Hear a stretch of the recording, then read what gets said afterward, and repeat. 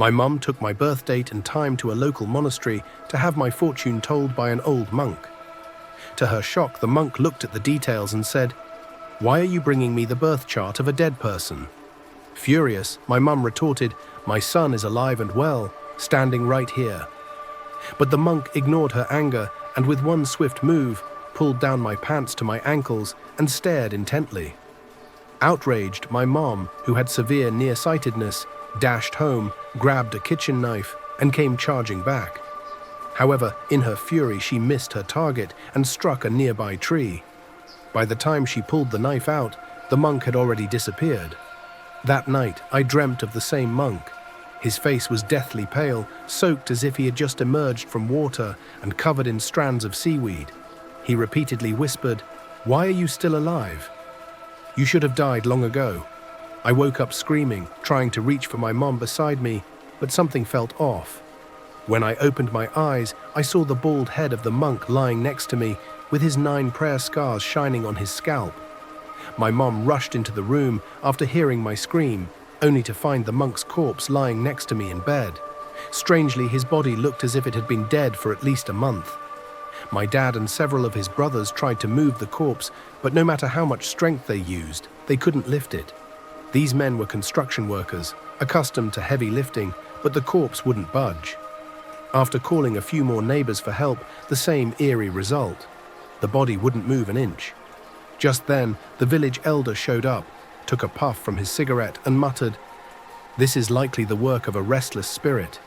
His words sent chills down everyone's spine. In our village, a restless spirit refers to a soul that has unfinished business, refusing to leave this world peacefully. Such spirits can cause supernatural events to occur, and it seemed this monk had become one of them. Frustrated, my dad grabbed my grandfather's old ceremonial sword, which had been passed down in our family. He struck the bedpost, shouting, "You old fool, if someone wronged you, take it up with them, but leave my family alone. If you don't stop, I'll make sure you can't even be a ghost." Miraculously, after that outburst, the corpse became light enough for my dad to lift by himself. But instead of simply disposing of the body, the village elder insisted that we give the monk a proper burial to avoid further hauntings.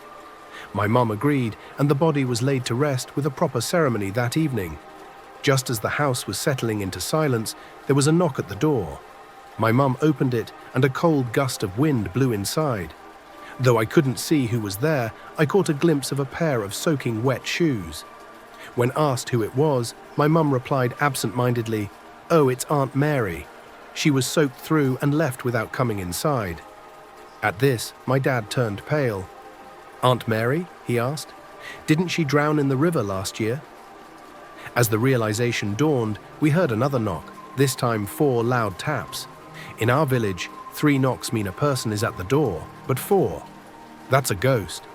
Terrified, my dad asked, "Who's there?" but received no answer, just more knocking. My mom nervously asked, "Do you think it's the monk again?" Suddenly, the window reflected the monk's pale face, covered in mud. My mom screamed and pulled the blanket over her head, clutching me tightly. The next morning, when I opened my eyes, the monk's body was once again lying beside me, a sinister smile curling on his lips. After 2 nights of restless haunting, my temperature spiked to 108 degrees. My mom wept while trying to lower my fever with alcohol rubs. Meanwhile, my dad went out to check the monk's grave, only to find it had been disturbed. The coffin wasn't dug up by someone else. It seemed the monk's body had clawed its way out. Things worsened when I began to speak to people no one else could see, calling them by name. These were people who had died long ago, some of whom I had never even met. It seemed the monk's curse had left me with some eerie knowledge of the dead, and soon people from neighboring towns came to our house seeking my abilities. My mom even found hidden treasures where I claimed they would be, treasures left behind by people long deceased.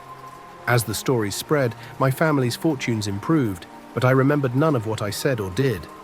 All I had was strange dreams of walking in a foggy white landscape with shadowy figures always following me. Things took a darker turn when my aunt, who returned after hearing about my strange condition, insisted that I wasn't gifted, but cursed. She explained that my soul had been partially dragged into the afterlife. To fully restore me, we needed to perform a ritual to call back my soul before it was too late. Late one evening, we performed the ritual as instructed, placing candles and offerings around my bed. During the ritual, an eerie wind blew through the room, and the bowl of rice we had prepared mysteriously began to empty itself, as if unseen hands were consuming it. In the final moments of the ritual, a large white snake appeared, its eyes locked on me. My aunt, realizing it was not an ordinary snake, performed a final incantation, and just like that, I snapped awake. The snake slithered away, leaving behind a calm silence. The ritual seemed to have worked, and the haunting stopped, at least for now.